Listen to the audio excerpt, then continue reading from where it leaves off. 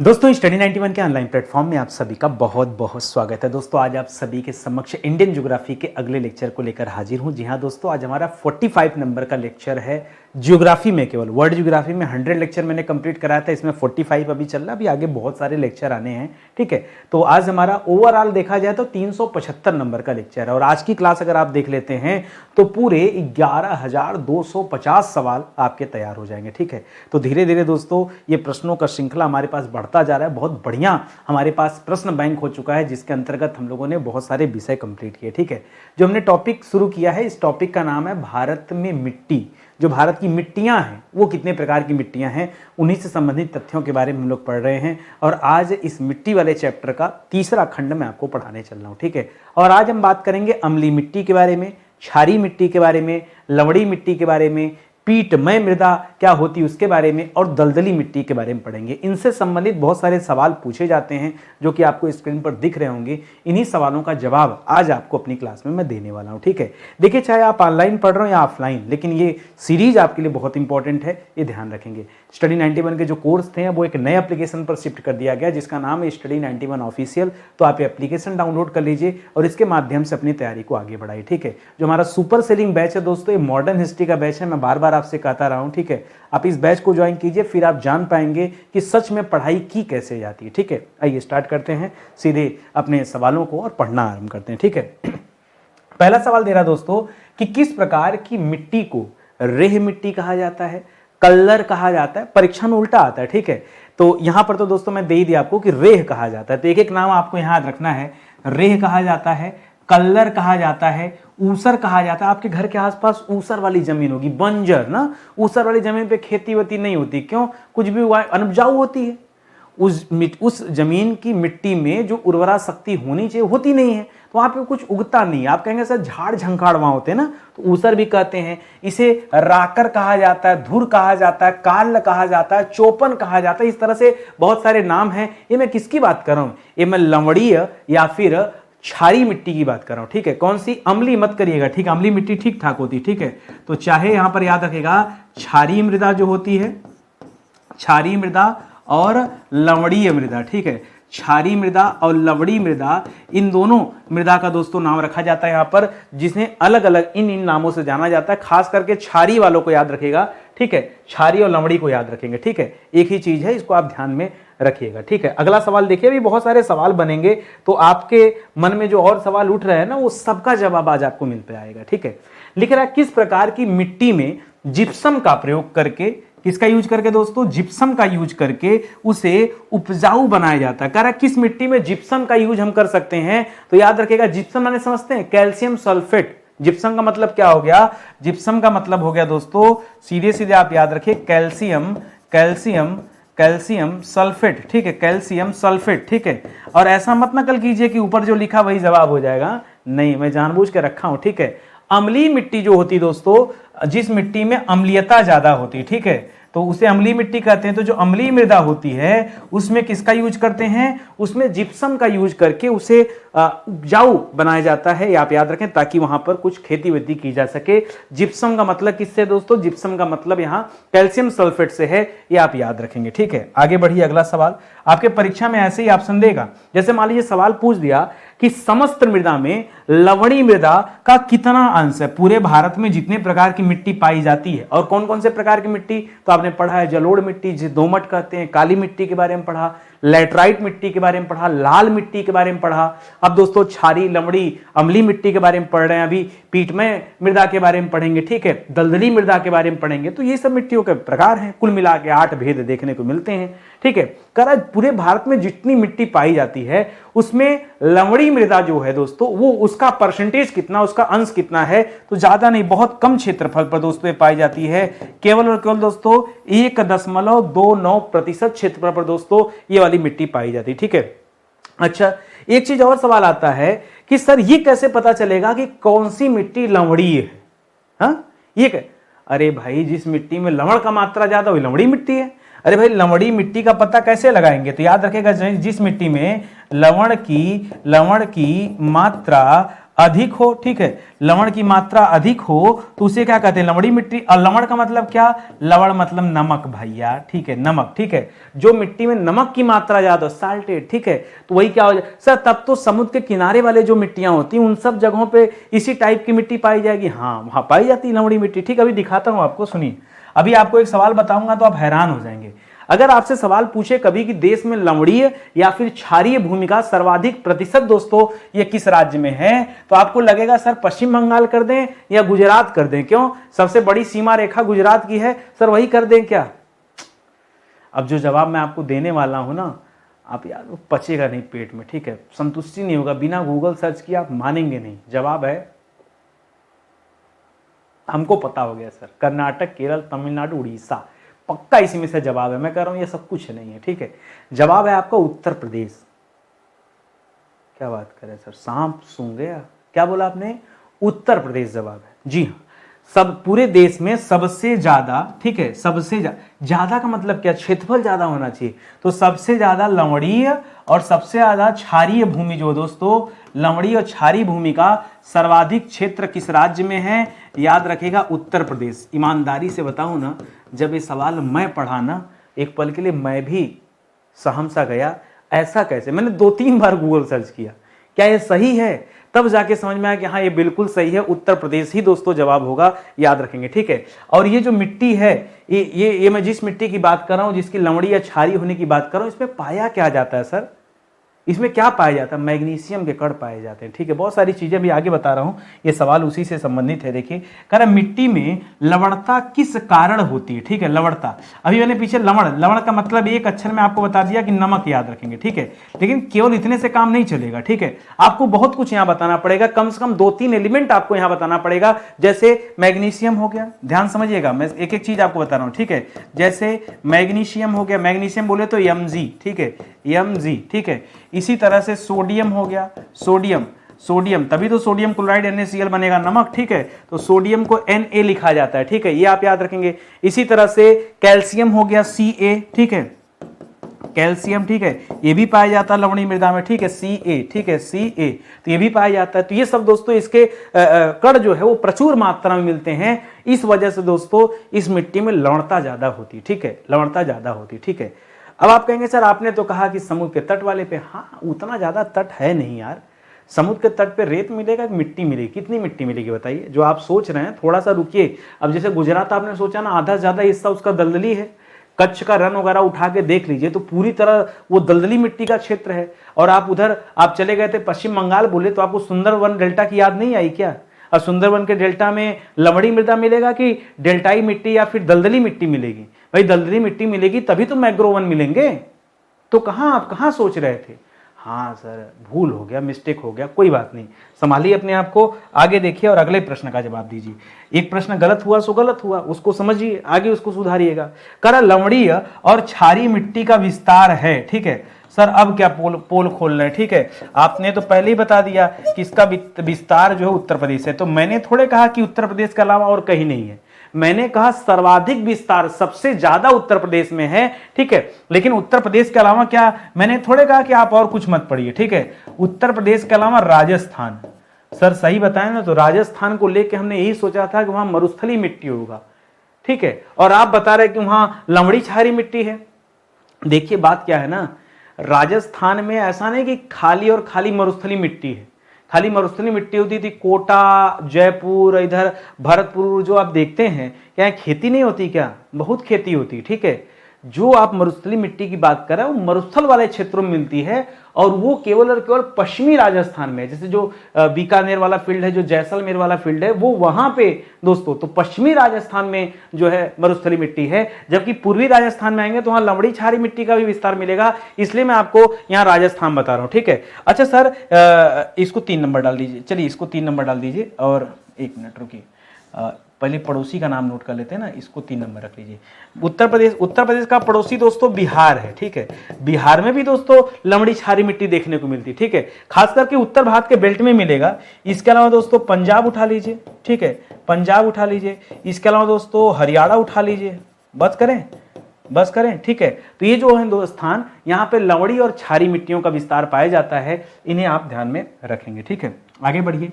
एक सवाल दे रहा है कि लवणीय एवं क्षारीय मिट्टी का विकास हाल ही के वर्षों में किस कारण बढ़ा है? करा कौन सा वजह है जिसकी वजह से मिट्टी धीरे धीरे लवणी एवं क्षारीय बनती जा रही है? ठीक है, मिट्टी धीरे धीरे लवणी, और ऐसा नहीं कि मिट्टी शुरू से ऐसी रहती है, ऐसा नहीं है। बहुत सारे खेत ऐसे होते हैं जिसकी मिट्टी अच्छी होती है लेकिन धीरे धीरे बंजर हो जाता है। क्यों? इतना ज्यादा हम खाद ढकेल दे रहे हैं उसी में कि उसका उपजाऊपन ही समाप्त हो जाएगा। 10 साल 20 30 40 50 60 70 100 200 300 400 खत्म नहीं होगा, होगा ना। इतना ज्यादा अगर रासायनिक खाद का यूज करेंगे तो मिट्टी कहां, लगातार बोए पड़े हैं, साल 2 साल का भी सांस नहीं दे रहे हैं। अरे भाई 2 साल पहले के लोग होते थे साल 2 साल खेती करके 1 साल ढैंचा बोके छोड़ देते थे। ढैंचा ये क्या होता है? ढैंचा होता है दोस्तों वो मिट्टी को उपजाऊ बनाने के लिए एक ऐसी फसल बो दी जाती है, बाद में उसको उसी में जोत दिया जाता है। ठीक है, काट वट के हटाया नहीं जाता। ठीक है, वो मिट्टी को धीरे धीरे उपजाऊ बना देता है। ठीक है, तो 1-2 बार छोड़ देना चाहिए। जैसे हम लोग खाते पीते रहते हैं, कभी कभी व्रत रख देते हैं, भाई थोड़ा पेट के अंदर जो यंत्र भगवान ने दिए हैं थोड़ा उनको भी शांत होने दीजिए। ठीक है, हमेशा जो ठूंसते रहेंगे तो फिर किडनी ना फेल हो जाए, क्यों ना हो जाए। उसी तरह से खेत भी है, तो बंजर बनाने में सबसे ज्यादा योगदान हम ही लोगों का है, छोड़ते तो है नहीं कभी। मुद्दे पे आते हैं, कारण लवणी और क्षारीय मिट्टी का विकास हाल ही के वर्षों में दोस्तों बढ़ते जा रहा है, और इसका कारण क्या है? कई सारा कारण है। ठीक है, कई, अब पता नहीं आपके परीक्षा में क्या कारण दे दे। जैसे दोस्तों रासायनिक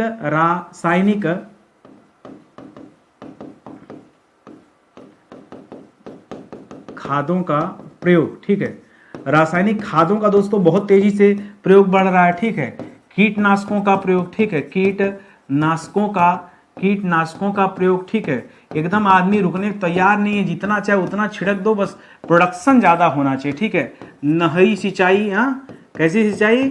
नहरी सिंचाई। ठीक है, तो ये जो नहरी सिंचाई बढ़ रहा है इसकी वजह से भी दोस्तों लवणी और क्षारीय मिट्टी का विस्तार बढ़ रहा है। ठीक है, तो इसको भी याद रखेंगे। कई सारे वजह हैं। इस प्रश्न में तो बहुत सारे ऑप्शन बन सकते हैं एग्जाम में। ठीक है, कोई सोच नहीं सकता कि एग्जामिनर क्या ला के दे देगा। ठीक है, करा लवणीय एवं क्षारीय मिट्टी का उपचार कैसे कर सकते हैं? ठीक है, देखिए अभी तक तुमने समस्या देखा, हमने क्या देखा? समस्या। ठीक है, हमने इसके बारे में समस्या देखा, और समस्या में ये देखा कि इसमें Mg की मात्रा बढ़ गई, इसमें सोडियम की मात्रा बढ़ गई, इसमें कैल्शियम के कण पाए जाने लगे। ठीक है, तो इस कारण दोस्तों मिट्टी क्या हो गई? लवणी हो गई, क्षारीय हो गई। अब आपसे कह रहा है समाधान बताइए। जिप्सम सॉरी कर रहे हैं, वो तो अम्लीय मिट्टी के लिए था। ठीक है, जिप्सम का यूज जो कर रहे थे वो अम्लीय मिट्टी के लिए कर रहे थे। इसके लिए किसका यूज करें? इसके लिए भी दोस्तों, इसके लिए लवणी मिट्टी है ना, तो इसके लिए चूना का यूज कर सकते हैं। ठीक है, चूना का प्रयोग कर सकते हैं। और किसका प्रयोग कर सकते हैं दोस्तों? आप जिप्सम का भी यूज कर सकते हैं। ठीक है, लवणी एवं क्षारीय मिट्टी का उपचार कैसे होता है? तो चूना से भी कर सकते हैं, जिप्सम से कर सकते हैं, या फिर दोस्तों कुछ ऐसी फसलें हैं जैसे फसलों में बरसीम का नाम सुने कि नहीं, या फिर चना नाम सुने हैं, या फिर धान। ठीक है, ये बरसीम, चना, धान जो है दोस्तों ये बड़ी इंपॉर्टेंट फसल है। अगर किसी मिट्टी में दोस्तों, ठीक है, चना मत करिए, गन्ना करिए। ठीक है, ये बड़ी इंपॉर्टेंट फसल दोस्तों, अगर आपने इन फसलों को बो दिया ना तो मिट्टी से लवणी, उसकी लवणता और क्षारीयता दोस्तों समाप्त हो जाती है, खींच लेते हैं या अवशोषित कर लेते हैं एक तरह से। ठीक है, इसे लवण रोधी फसल कहते हैं। क्या कहते हैं?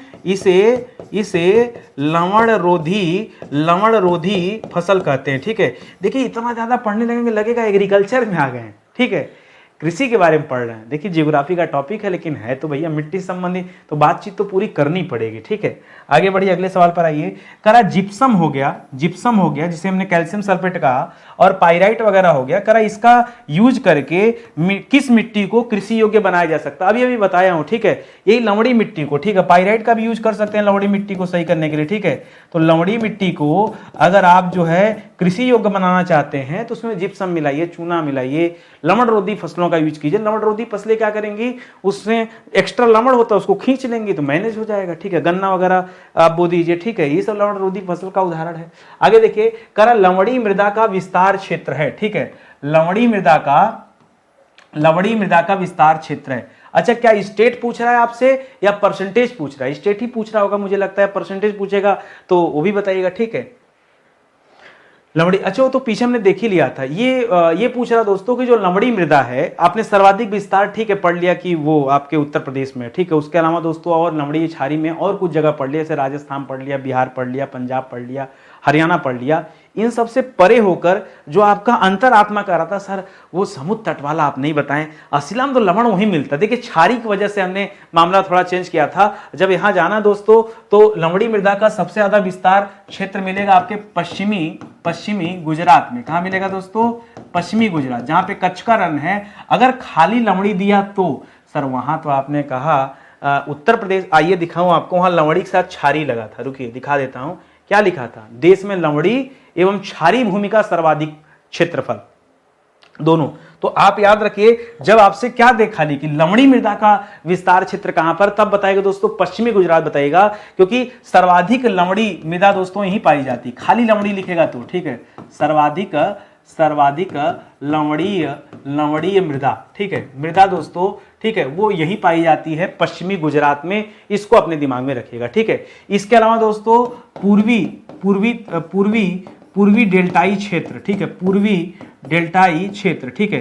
पूरब दिशा में दोस्तों बहुत सारे नदियों ने अपना अपना डेल्टा बना रखा है, कृष्णा, कावेरी सब पढ़िए, गोदावरी वगैरह डेल्टा, ठीक है। वो सब जो डेल्टाई क्षेत्र वहां भी मिलता है, ठीक है। और सुंदरवन उठा लीजिए पश्चिम बंगाल का, ठीक है। सुंदरवन कहाँ दोस्तों? आपके पश्चिम बंगाल में स्थित, ठीक है, पश्चिम बंगाल में। सर ना वो कच्छ का रण आपने नहीं बताया जहां जंगली गधे मिलते हैं, उसको भी नोट कर लीजिए, उसके बिना मन नहीं लग रहा था आपका। कच्छ का रण, ठीक है, रण ये कहां पर दोस्तों? ये आपके गुजरात राज्य में स्थित है, ठीक है। तो ये सब स्थान है जहां पर लवणी मृदा पाई जाती है। और मैंने आपसे कहा ना कि जो किनारे वाले हैं उनको आप अलग से नोट कर सकते हैं। करा सामान्य फसलों को उगाने के लिए मिट्टी का पीएच मान जो है दोस्तों कितना होना चाहिए? देखिए पहले बताइए पीएच मान में देखिए दो चीजें आप याद रखिए, ठीक है। या तो पीएच मान ज्यादा होगा या तो पीएच मान क्या होगा? कम होगा। लेकिन कितने से? याद रखिएगा 7.0, ठीक है, कितने से? 7.0 से पीएच मान या तो ज्यादा या तो कम। अगर ज्यादा होगा तो मामला क्या होगा? क्षारीय होगा। अगर कम होगा तो मामला क्या होगा? अम्लीय होगा। अभी आपसे क्या पूछ रहा है? करा सामान्य फसलों को उगाने के लिए पीएच मान कितना होना चाहिए? 6 से 7। कितना? 6 से 7, ठीक है, 6 से 7 होना चाहिए। और 7 एकदम मतलब बराबर वाले अवस्था पे, ठीक है। तो 6 से 7 होना चाहिए। यानी मैंने पहले ही कह दिया था आपसे कि मिट्टी का अम्लीय होना ठीक है, क्षारीय होना गड़बड़ है। क्षारीय हुआ तो टिटिम्मा बढ़ जाएगा, अम्लीय हुआ तो कम टिटिम्मा रहेगा थोड़ा सा। देखिए बहुत ज्यादा अम्लीय होना भी खतरनाक है, ठीक है। तो इसी के इर्द गिर्द रहे दोस्तों तो आप खेती वेती अच्छी कर पाएंगे, ये अपने दिमाग में रखिएगा। करा अम्लीय मृदा का निर्माण होता है, ठीक है। ये जो सर हमने लवणी क्षारीय का तो देख लिया, ये अम्लीय मिट्टी जो है दोस्तों ये कैसे बनती है सर? ठीक है, बनती कैसी है? तो कई कारण है, ठीक है। पहला कारण क्या दोस्तों? लिखिएगा उच्च तापमान के साथ भारी वर्षा, ठीक है। टेम्परेचर भी ज्यादा हो और बरसात भी खूब हो, भयानक। तो जब ज्यादा टेम्परेचर होगा और वर्षा भी ज्यादा होगी, दोनों चीज एक साथ याद रखें, ठीक है।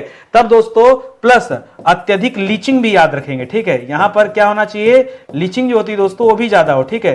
तो अगर ऐसी कंडीशनें बन रही हैं तो अम्लीय मिट्टी का निर्माण होता है, ठीक है। ये आप याद रखेंगे एक लाइन में, ठीक है। वैसे हाई टेम्परेचर और ये जो रेन हो रहा है दोस्तों ये तेज हो जाए तो काम हो जाएगा। एक मिट्टी आप पढ़ते हैं एसिडिक जो है इसे हम कहते हैं तेजाबी मिट्टी। तेजाब जानते हैं ना, ठीक है। तो तेजाबी मिट्टी, करा तेजाबी मिट्टी को कृषि योग्य बनाने के लिए हम किसका यूज कर सकते हैं? ठीक है, मिट्टी कैसी? तेजाबी। अब जहां पे तेजाब होगा इसका मतलब है कि वह मिट्टी कैसी है? अंडरस्टूड है दोस्तों, मिट्टी अम्लीय है। तभी तो लिखा है एसिडिक लिखा है। हिंदी में नहीं पढ़ पा रहे हो तो कम से कम इंग्लिश में समझ जाओ एसिडिक लिखा है। अब इसे कैसे यूज करेंगे? दो चीज मिला दीजिए इसमें, दो में से कुछ भी मिला सकते हैं, चूना या लाइम। क्या दोस्तों? लाइम का प्रयोग करके, ठीक है। चूने या फिर लाइम का प्रयोग करके दोस्तों उसे क्या किया जा सकता है? उसकी अम्लीयता को कम किया जा सकता है, ठीक है। अम्लीयता अगर कम हो जाएगी तो मेंटेन हो जाएगा, ठीक है। ज्यादा अम्लीय होगा तो दोस्तों दिक्कत रहेगा, मैंने कहा ना। और यूज कितना कर सकते हैं दोस्तों? तो अगर 6 से 7 के आसपास पीएच मान है, कितना? 6 से 7 के आसपास अगर पीएच मान है तभी दोस्तों मामला सेट है, नहीं तो फिर गड़बड़ी है, ठीक है। तो इसके आसपास ला दिए तो अम्लता हट जाएगी तो खेती वगैरह अच्छी हो जाएगी।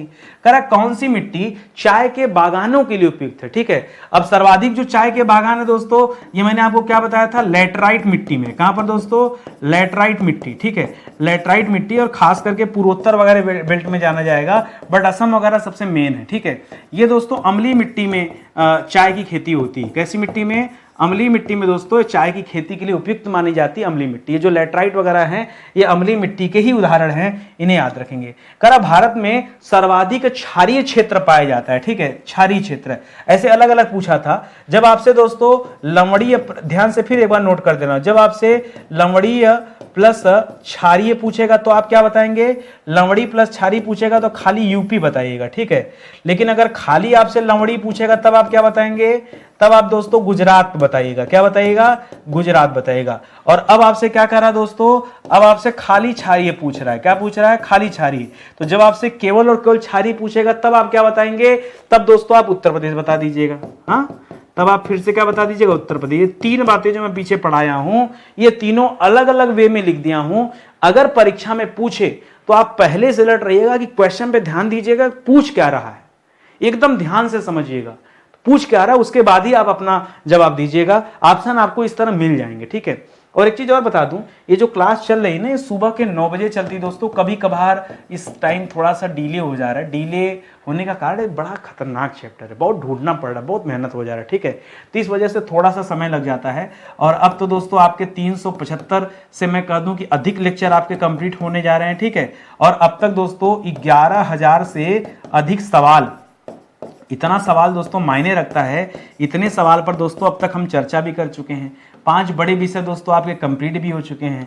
और बच्चे बहुत सारे मुझसे हिंदी पढ़ना चाहते हैं, तो जिन्हें हिंदी पढ़ना हो दोस्तों वो रात के 8 बजे दोस्तों संपर्क कर सकते हैं। कितने बजे, वो रात के 8 बजे दोस्तों मिल सकते हैं। ये मस्त टाइम है आपके लिए, ठीक है। तो आप चाहे तो इस टाइम जुड़ करके हमसे हिंदी की क्लास ले सकते हैं। बाकी फ्री वाली ये क्लास है तो आप इसको पढ़िए और अपनी तैयारी को आगे बढ़ाइए, ठीक है। आगे बढ़िए।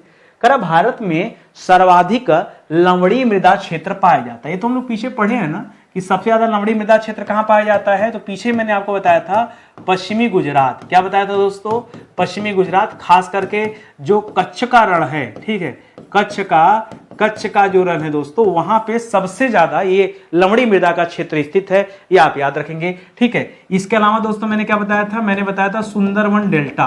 क्या बताया था, सुंदरवन डेल्टा यहां भी पाया जाता है। इसके अलावा दोस्तों हमने पूर्वी डेल्टाई क्षेत्र भी बताया था, ठीक है, जो कृष्णा कावेरी इन सब का डेल्टा है, पूर्वी डेल्टाई जो क्षेत्र है यहां भी दोस्तों बहुतायत मात्रा में जो है पाया जाता है, ठीक है। सबसे ज्यादा लवणीय मृदा, इसको आप ध्यान में रखेंगे, परीक्षा में अगर पूछे तो आप अलर्ट होकर जवाब दीजिएगा। तेजाबी मिट्टी जिसे हम एसिडिक के नाम से जानते हैं, ठीक है, कह रहा तेजाबी मिट्टी को कृषि योग्य बनाने हेतु किसका प्रयोग किया, दोबारा रिपीट हो रहा है भाई। तो तेजाबी मिट्टी के लिए मैंने क्या बताया था, मैंने कहा था चूने प्लस लाइम का यूज कर सकते हैं, ठीक है। चूना प्लस लाइम का यूज करके दोस्तों इस मिट्टी के अंदर जो अम्लीयता है उसको घटाया जा सकता है और मिट्टी को उपजाऊ बनाया जा सकता है, ये आप याद रखेंगे। चलिए नई मिट्टी की बात यहां शुरू होती, पीटमय मिट्टी। कौन सी मिट्टी, पीटमय मिट्टी। आपको लग रहा होगा खूब पीट आ गया इसे, हाँ, ऐसा कुछ नहीं है। जो पीटमय मिट्टी है दोस्तों इसका निर्माण कैसे होता है, ठीक है। तो आइए बात करता हूं। सबसे पहले जरूरी क्या दोस्तों कि क्षेत्र कैसा होना चाहिए, आर्द्र क्षेत्र होना चाहिए। आर्द्र मतलब क्या हो गया दोस्तों, ऐसा क्षेत्र होना चाहिए जहां पे नमी हो। पीटमय मिट्टी के लिए जरूरी क्या है, आर्द्र क्षेत्र यानी नमी वाला, ठीक है। आर्द्र क्षेत्रों में ध्यान से सुनिएगा, विपुल मात्रा में, विपुल मात्रा मतलब अधिक मात्रा में, विपुल का मतलब क्या है सब बताना पड़ रहा है, ठीक है, अधिक, ठीक है, विपुल का मतलब अधिक, ठीक है। विपुल मात्रा में जैव पदार्थों का संचयन होता है, ठीक है, विपुल मात्रा में जैव पदार्थों का संचयन होता है, ठीक है। तो याद रखेगा इसमें जैव पदार्थों का संचयन होता है, ठीक है। और यही जो होता है जैव पदार्थ यही आगे चल के पीटमय मिट्टी कहलाते हैं, ठीक है। तो जहां खूब बाहरी वाले क्षेत्रों में जो आर्द्र क्षेत्र होगा वहां पर दोस्तों ये पाए जाते हैं, ठीक है। और स्वभाव कैसा होता है दोस्तों, ठीक है, अगर मैं पीटमय मिट्टी की बात करूं तो पीटमय मिट्टी का स्वभाव कैसा होता है, तो स्वभाव में यह मिट्टी कैसी होती, अम्लीय। जैसे एक लाइन में पूछे कोई तो क्या बताएंगे, स्वभाव क्षारीय नहीं होता, अम्लीय स्वभाव का होता है पीटमय मिट्टी, इसे आप याद रखेंगे। और कलर दोस्तों इसका कैसा होता है, कलर तो याद रखेगा कलर काला होता है। कैसा होता है दोस्तों, काले रंग का होता है पीटमय मिट्टी, ठीक है। नाम से लग रहा होगा पीला उला होगा, ऐसा नहीं है, ठीक है, पीला नहीं है, काला होता है। ये आप दो चीजें याद रखेगा, स्वभाव वाइज बता रहा हूं कि दिखने में लगेगा कैसा, ठीक है, ये आप याद रखेंगे। एक तो अम्लीय और ऊपर से काला। करा पीटमय मिट्टी का जो विस्तार क्षेत्र है, सर कहां पे जाएं तो ये पीटमय मिट्टी हमको देखने को अम्लीय, क्षारीय, लवणीय तो समझ गए आप, लेकिन पीटमय मिट्टी सर ये कहां मिलेगा, तो स्पेशली केरल में मिलेगा। कहां मिलेगा, केरल में एक जगह है अलप्पुझा, ठीक है, अलप्पुझा नाम सुना होगा, अलप्पुझा, या फिर कोट्टायम का नाम सुना होगा, ठीक है, अलप्पुझा, कोट्टायम, ये जो स्थान है दोस्तों, ये स्पेशली दोस्तों किसके लिए जाना जाता है, यहाँ पे पीटमे मिट्टी का विस्तार देखने को मिलता है, ये तथ्य याद रखेंगे। अब तो लगा सर कुछ कठिन मिला, कह रहा केरल के अलप्पुझा जिले में जो पीटी मिट्टी है उसे क्या कहा जाता है, ठीक है, तो हम तो इसे पीटमे मृदा बोल दे रहे हैं, वहां पीटमे कोई नहीं बुलाता, वहां इसे एक नया नाम देते हैं कारी मिट्टी, क्या काली मत बोलिएगा, क्या बोलते हैं, कारी मिट्टी, काली मत कहिएगा, ठीक है, क्या कहना है, कारी, कारी, केरल में इस पीटमे मिट्टी को क्या कहते हैं, कारी के नाम से जाना जाता है, इसे भी ध्यान रखेंगे। कह रहा दलदली मिट्टी, दलदली मतलब जहां मिट्टी में जो दलदल हो, ठीक है, तो दलदली मिट्टी का विस्तार क्षेत्र कहां है दोस्तों, तो सबसे पहले याद रखिएगा सुंदरवन डेल्टा, क्या याद रखें दोस्तों, सुंदरवन का जो डेल्टा है दोस्तों, ये दुनिया का सबसे बड़ा डेल्टा क्षेत्र है, ठीक है, और यहीं पर दलदली मिट्टी पाया जाता है। कच्छ का रण जो है दोस्तों, वो भी दलदली मिट्टी के लिए जाना जाता है, ठीक है, कच्छ का रण, ठीक है, ये कहां पड़ता है कच्छ का रण, ये आपके गुजरात में है, ठीक है, इसका भी लोकेशन लिखना पड़ेगा, क्या ये आपके पश्चिम बंगाल में है, ठीक है, पश्चिम बंगाल में है। इसके अलावा दोस्तों जो आपका उड़ीसा है, ठीक है, उड़ीसा है, ठीक है, उड़ीसा, ये भी किनारे वाला स्थान है, तो यहाँ पे भी दोस्तों है। उड़ीसा के थोड़ा सा नीचे और आ जाएंगे तो आंध्रा छोड़ के तमिलनाडु वगैरह है, यहाँ भी दोस्तों इस दलदली, अब जितने किनारे वाले मिल रहे हैं उन सब में दलदली मिट्टी का विस्तार मिलेगा, ठीक है। क्यों सर अंदर में नहीं मिलेगा, क्या मिलता है अंदर। अगर मैं स्थल खंड की बात करूं तो आप याद रखेंगे उत्तरी बिहार का जो हिस्सा है दोस्तों, उत्तरी बिहार में भी दलदली मिट्टी पाई जाती है। ये कम लोग जानते हैं, ये वाला तो किनारे हैं इसलिए लोग जान जाते हैं, लेकिन उत्तरी बिहार लोग नहीं जानते हैं। एक पहाड़ी क्षेत्र में लिखिएगा अल्मोड़ा, अल्मोड़ा, ये अल्मोड़ा पड़ता है दोस्तों उत्तराखंड में। ये अल्मोड़ा जो है दोस्तों, यहां भी इस तरह की दलदली मिट्टी पाई जाती है। तो ये दो थोड़ा सा अपवाद टाइप का दिख रहे हैं, लेकिन आपको यही सब पढ़ना है। एग्जामिनर ने इधर से कोई ऑप्शन नहीं देगा, उनको पता है कि ये सब बच्चा समझ जाएगा, दलदली समुद्र के किनारे दलदली मिट्टी, वो तुरंत जवाब दे देगा। वो कहेगा उत्तरी बिहार ऑप्शन दो, यही इसको नहीं पता होगा। वो कहेगा अल्मोड़ा ऑप्शन दो, उत्तराखंड वाला, इसको नहीं पता होगा। यहीं पे ये आपका विकेट गिरेगा, ठीक है। तो बहुत शिद्दत से, बहुत मेहनत से प्रश्न तैयार किए गए हैं। आप पढ़िए, खाली मन लगा के पढ़िए, मज़ा बहुत आएगा, ठीक। अगर आपने इन सभी सवालों का जवाब देना सीख गए, मैं तो कोई ऑप्शन भी नहीं देता, आप सीखिए केवल सवाल जवाब, कोई आलतू फालतू का ऑप्शन नहीं, सीधा सवाल और सीधा उत्तर देखिए। अगर इसको सीख लिया तो फिर जान लीजिए आप बड़े महारथी बन गए, ठीक है। आगे बढ़िए। कहा कि दलदली मिट्टी का रंग नीला क्यों होता है। चलिए, अच्छा इसका दोस्तों कलर कैसा हो, दलदली मिट्टी का कलर कैसा होता है दोस्तों, तो इसका पढ़ा रंग नीला। उसी तरह पीटमे मृदा थी, पीछे आपने क्या पढ़ा, पीटमे, क्या पढ़ा, पीटमे। अब पीटमे मृदा का रंग कैसा पढ़ा दोस्तों, काली पढ़ा, काली, काले रंग की पाई जाती, ठीक है। काली मतलब काला लिख लो, काली नहीं ठीक लग रहा है, ठीक है, क्या लिख लो, काला, ये काले रंग का होता है। करा जो दलदली मिट्टी है इसका रंग नीला क्यों होता है दोस्तों, फेरस आयन के कारण, ठीक है, किसके कारण, फेरस के आयन के कारण, फेरस के आयन के कारण दोस्तों इसका रंग कैसा होता है, नीला दिखता है, हल्का नीला दिखेगा दोस्तों। ये एक ऐसी मिट्टी होती है, याद रखेंगे। अच्छा सर ये दलदली मिट्टी का स्वभाव कैसा होता है, अगर हम इसकी बात करें दलदली का, इसका स्वभाव कैसा होता है, अम्लीय स्वभाव, और क्या पीछे बताया था ना कैसा, वो पीटमे का सर आपने बताया था, इसका नहीं बताया था। चलो इसका भी याद रखो, दोनों अम्लीय स्वभाव के होते हैं, ये आप याद रखेंगे, ठीक है। आगे बढ़िए। करा दलदली मिट्टी में कौन सी फसल उगाई जाती है। सर ये जो दलदली मिट्टी है यहाँ उगाएं क्या, ठीक है, जैसे सुंदरवन का डेल्टा उल्टा जो क्षेत्र है यहाँ क्या सर उगता है, कुछ नहीं, पानी वाला क्षेत्र है, जहां पानी ज्यादा होता है वहां धान उगता है। दलदली मिट्टी मतलब क्या, पानी ज्यादा, जहां पानी ज्यादा वहां धान उगेगा, और क्या, ठीक है। और आप स्पेशली सुंदरवन डेल्टा की बात करेंगे तो वहां सुंदरी के वृक्ष पाए जाते हैं, इसलिए उसका नाम सुंदरवन डेल्टा है, ठीक है। सुंदरवन जो डेल्टा है, सुंदरवन जो डेल्टा है दोस्तों, यहाँ क्या पाया जाता है, यहाँ सुंदरी के वृक्ष पाए जाते हैं, ठीक है, सुंदरी के वृक्ष पाए जाते हैं। उसी वजह से दोस्तों इसका नाम क्या पड़ा है, सुंदरवन डेल्टा पड़ा है, ठीक है। तो ये सब छोटी छोटी बातें हैं, हो सकता पता हो सकता न भी हो। करा तटीय उड़ीसा का तटीय क्षेत्र, या सुंदरवन, या फिर उत्तरी बिहार के मध्यवर्ती भागों या उत्तरवर्ती भागों तथा तटीय तमिलनाडु में कौन सी मिट्टी। अरे भाई ये तो पीछे इतना लंबा चौड़ा में लिखा और अब जाके पूछ रहे दलदली मिट्टी पाई जाती है, ठीक है, पीछे यही तो लिखा मैंने। तो याद रखेंगे दलदली मिट्टी का क्षेत्र है, ये आप याद, अरे जो अल्मोड़ा और बताया भाई वही तो दलदली मिट्टी था, अल्मोड़ा उत्तराखंड वाला, और उत्तरवर्ती बिहार बोला, यहाँ मध्यवर्ती दे दिया है, सब लेके चलिए। कोसी उसी का भाव क्षेत्र इसी वजह से। करा निचले क्षेत्रों में जलाक्रांति, निचले क्षेत्रों में जलाक्रांति, अच्छा खूब पानी, और अवायु दशाओं में किस मिट्टी का दोस्तों निर्माण होता है, जो खास करके निचले क्षेत्रों में पाए जाते हैं। तो निचले क्षेत्रों में दोस्तों ये दलदली मिट्टी पाई जाती है, ठीक है। जलाक्रांति मतलब खूब ज्यादा पानी में डूबे हुए, ठीक है, तभी तो दलदल कहा गया। दलदल आप किसे कहते हैं?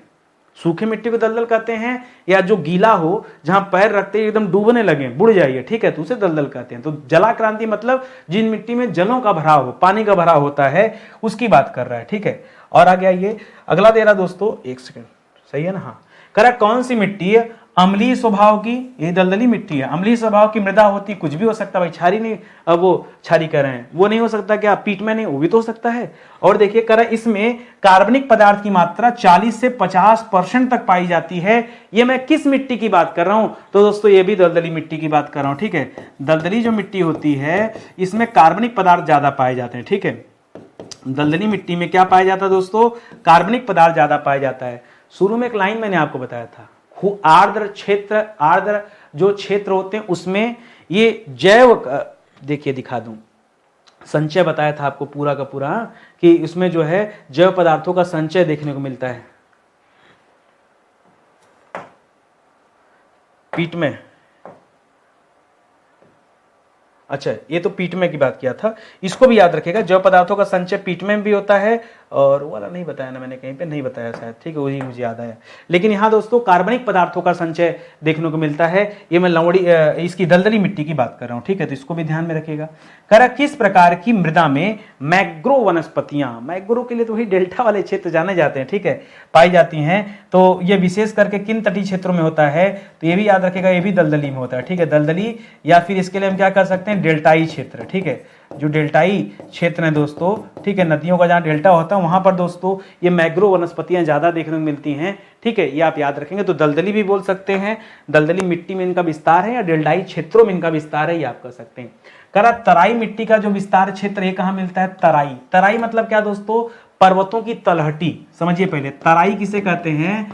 तराई का तात्पर्य क्या है? तो तराई का तात्पर्य है पर्वतों की तलहटी, ठीक है, पर्वतों की जो तलहटी होती है, जो निचला हिस्सा होता है, उसी को हम तराई क्षेत्र कहते हैं। और करा तराई मिट्टी का विस्तार कहां पर है? तो याद रखेगा इसका विस्तार हिमालय जो पर्वत है, हिमालय के गिरिपाद। कोई दिक्कत? गिरिपाद मतलब क्या? वही यार, पर्वतों की तलहटी, जो नीचे का हिस्सा है, पैर का स्थान है। गिरी माने पर्वत, पाद माने पैर, पर्वतों का पैर। तो हिमालय के गिरिपाद के सहारे पंजाब में दोस्तों यह जो है मिट्टी विकसित मिलेगी आपको। कौन सी? तराई मिट्टी का क्षेत्र पंजाब में, तराई मिट्टी का क्षेत्र थोड़ा बहुत उत्तर प्रदेश में, क्योंकि यहाँ पर मैदानी क्षेत्र है, ठीक है। तराई मिट्टी का क्षेत्र आपके बिहार वाले बेल्ट में, क्योंकि यह भी पूरा मैदान के अंतर्गत आता है। तो पंजाब, उत्तर प्रदेश, बिहार, और उधर गंगा नदी कहाँ तक जाएगी दोस्तों? पश्चिम बंगाल तक जाएगी। तो पश्चिम बंगाल तक दोस्तों आप याद रखेंगे, यह किस मिट्टी का विस्तार देखने को मिलता है? यहाँ तराई मिट्टी में मिलता है, ठीक है। तो ऐसा नहीं कि उत्तर प्रदेश में सिर्फ और सिर्फ लवड़ी छारी की बात करेंगे, उसके अलावा आप इसकी भी बात कीजिए, ये भी सही है, ठीक है। करा तराई मिट्टी का निर्माण किस प्रकार हुआ, कैसे बना है तराई मिट्टी, ठीक है, कैसे इनके तलहटी में दोस्तों तराई मिट्टी बना? तो याद रखेगा कई कारण रहे। पहला दोस्तों नदी, ठीक है, नदियों के जल प्रवाह से, ठीक है, नदियों के जल प्रवाह से दोस्तों। कैसे जल प्रवाह? देखिए बहुत सारी नदियां हिमालय से निकलती हैं, मैदानी क्षेत्रों में आती हैं, तो दोस्तों इनका जो पानी है, ये जब बाढ़ आता है दोस्तों, उसके निक्षेप बढ़ जाते हैं, भारी निक्षेप होता है, उस वजह से दोस्तों निर्माण होता है। और दूसरा कारण क्या है? जो हिमालय का निचला हिस्सा है, शिवालिक हिमालय, वहां पर, ठीक है, शिवालिक हिमालय, ठीक है। शिवालिक हिमालय क्या दोस्तों? हिमालय में सबसे पहले आप ट्रांस हिमालय पढ़ते हैं, ट्रांस हिमालय जो सबसे उत्तर में तिब्बत साइड, फिर महाल हिमालय पढ़ते हैं, फिर मध्य हिमालय आता है, फिर लघु हिमालय आता है, और अंतिम में शिवालिक हिमालय आता है। सबसे दक्षिण में दोस्तों शिवालिक हिमालय। तो शिवालिक हिमालय या शिवालिक पहाड़ियों से प्राप्त जो अपर्दित पदार्थ होते हैं, ठीक है, उनसे दोस्तों इसका निर्माण, ठीक है, प्राप्त अपर्दित पदार्थों से, ठीक है, अपर्दित पदार्थों से किसका निर्माण होता है दोस्तों? इन तराई मिट्टी का निर्माण होता है, जो खास करके तराई क्षेत्र में पाए जाते हैं, ठीक है। आगे दे रहा है कि तराई मिट्टी के दलदली होने का कारण क्या है, ठीक है। तराई मिट्टी प्रकृति में थोड़ी सी दलदली होती है, ऐसा क्यों होता है दोस्तों? तो याद रखेगा नदियों के त्रुटिपूर्ण प्रवाह के कारण, ठीक है, नदियों के त्रुटिपूर्ण प्रवाह के कारण, ठीक है। नदियां दोस्तों, कभी कभी बाढ़ जब आता है ना तो उसका प्रवाह क्षेत्र बदल जाता है, उसके कारण दोस्तों इस तरह के मिट्टी का निर्माण होता है, ठीक है। और तराई मिट्टी दोस्तों दलदली में बदल जाती है, ये आप याद रखेंगे, तो यह भी एक कारण है, ठीक है। एक चीज़ और याद रखेंगे, थोड़ा सा आप हमारे साथ जुड़िए। अगर आपको लग रहा हो कि नहीं यहाँ पे अच्छी क्लासेस चल रही हैं, मेहनत से पढ़ाया जा रहा है, तो कभी पेड बैच आप ज्वाइन करके देखिए मेरे कहने पर, ठीक है। बहुत सारे अलग अलग विषय के लिए हमने पेड कोर्सेज लॉन्च कर रखा है, जिसे आप हमारे नए एप्लीकेशन पर ज्वाइन कर सकते हैं, स्टडी 91 ऑफिशियल, ठीक है। तो आप यहाँ आइए, ज्वाइन कीजिए। कहीं कोई दिक्कत है, परेशानी है, नहीं समझ में आ रहा, तो हमारा हेल्पलाइन नंबर है, कॉल करके आप संपर्क कर सकते हैं, ठीक है। तो कोर्स ज्वाइन कीजिए और अपनी तैयारी को मजबूत बनाइए। मैं कहता हूँ आप विषय को एक बार पढ़िए और भारत का कोई भी एग्जाम दीजिए, टेंशन नहीं रहेगा, ठीक है। आप जुड़िए तो सही, मजा खूब आएगा पढ़कर आपको, ठीक है। तो मिलते हैं दोस्तों अगले सेशन में, तब तक के लिए बहुत बहुत धन्यवाद आप सभी का। जय हिंद, जय Bharat, thank you so much.